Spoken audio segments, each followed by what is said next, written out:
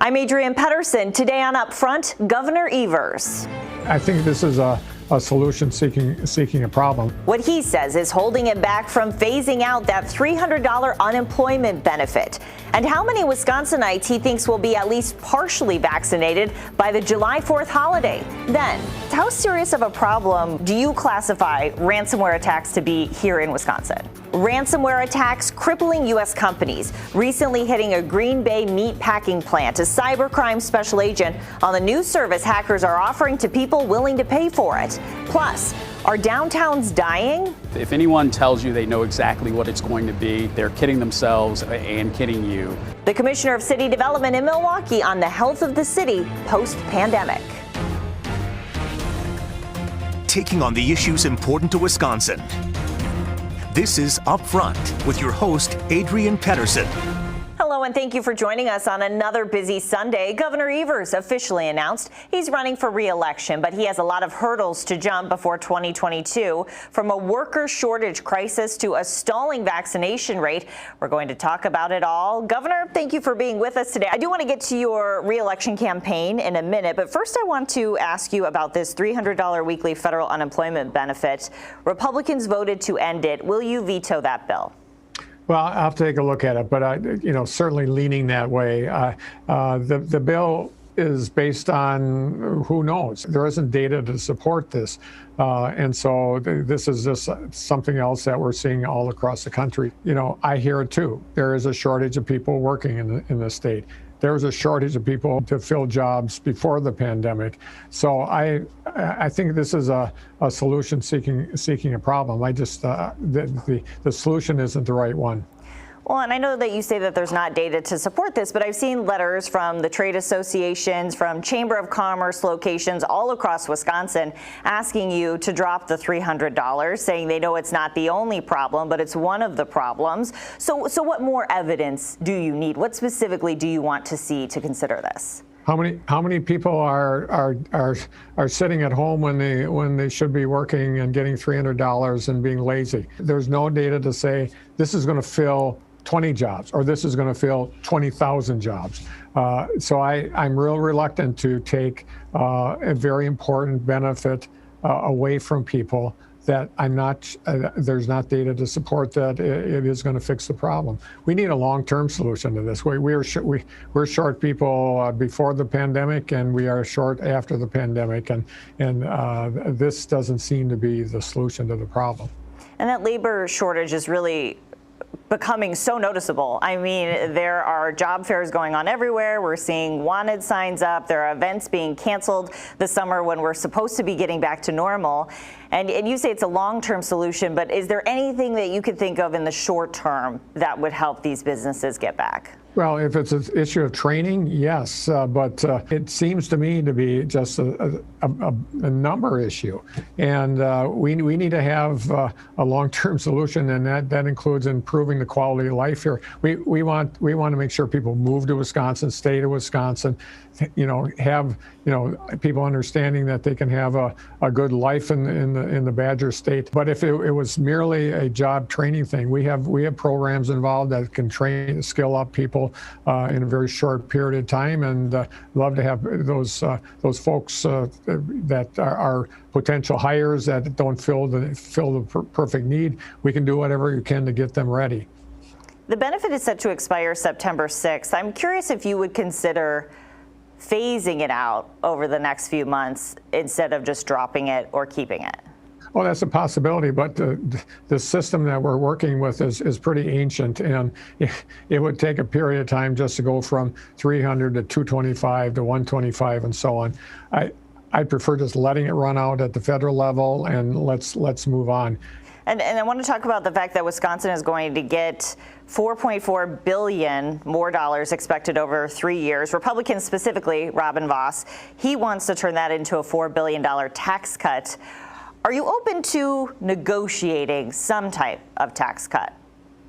Oh, possibly. I mean, but this administration has not been. We did $1 billion in tax cuts in my first year in office. We did a $400 million tax cut last year. So it's not like this is a tax cut free zone here in Madison. I'd be glad to talk about tax cuts, but first we got to fix the darn budget.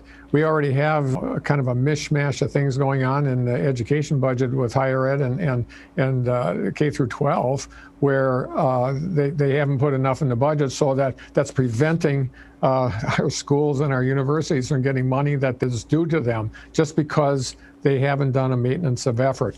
Let's take some of that money and get it into that pot so that those folks can get the pandemic money. Then we can talk about what happens with the rest. And you mentioned this a little bit in terms of those new numbers just released saying that the state is at risk of losing $2.3 billion in federal COVID relief money for schools. That's more than the original figure we thought of $1.5 billion. Because Republicans haven't committed enough money to qualify. So when I've talked to them, they've assured me that Wisconsin will not miss out on this money. But have you talked to them? Has the plan progressed here at all? No, I haven't talked to them. I've been out listening to the people of Wisconsin, and they're telling me what's up with this. You know, hearing the Joint Finance Committee leaders saying, yeah, we're going to take care of it. Excuse me, what in the hell does that mean?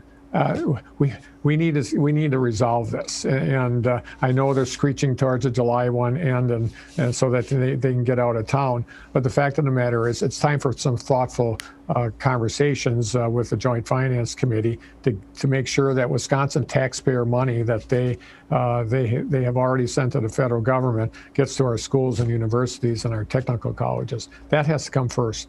Vaccine rates have stalled in Wisconsin. Have you had any change of heart? I know originally you said you didn't want to do a lottery like we've seen in other states. Have you changed your mind at all when it comes to doing some type of lottery here in Wisconsin to try to incentivize people?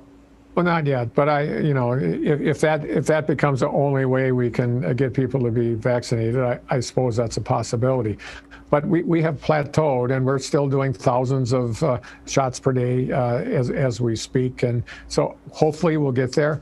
I'd prefer to use that money that we receive from the federal government to help small businesses, to help our farmers, to continue, frankly, the good work that we have done with this pandemic, and that's why, frankly, our unemployment rate is as low as it is. We're one of the lowest in the country right now, almost as low as it was before the pandemic. So I'm real reluctant to kind of back off on that strategy because I know it's worked so far. Well, President Biden wants 70% of people at least partially vaccinated by July 4th. Right now, Wisconsin, we're sitting at almost 50%. What would you say is your goal then by July 4th? Well, I'd be really happy if we just kept on, the several thousand every day, 100,000 a week, possibly. And those are good, steady numbers that I think we can get there. July 4th is a stretch. I probably wouldn't have used that one. How high do you think we'll go with the vaccination percentage? Percentage-wise, by July 4th? I guess anywhere, maybe 60%, I hope. We're still working at it. We haven't completely solved the issue that is a real good solution, and that's going right into businesses, being invited in. I mean, that's part of the issue. We're really encouraging businesses to contact our offices and the Department of Health Services and let us do some getting shots in the arms right in the workplace. I think that is a good. It has been good in the past. We want to make sure we can continue doing that. Let's talk about re-election. So you're running, your term includes 2020, which frankly, it was an awful year for a lot of people for many reasons, but Republicans have stopped a lot of things that you've tried. Ended the mask mandate early, Medicaid expansion, gun control. You're fighting about schools right now. That's just a few, really, of the things. So how do you convince even your own party that a future term with Governor Tony Evers would be any different? Well, they know how hard I work and the accomplishments we've made. Certainly, you're right. We couldn't convince the Republicans to do Medicaid expansion. That's a prime example of something that didn't work. Doesn't mean we're never going to get there. We have to have fair maps too, and I think fair maps would put us in a better place. When people have a reason to, when they have competitive races, they have a good reason to find common ground.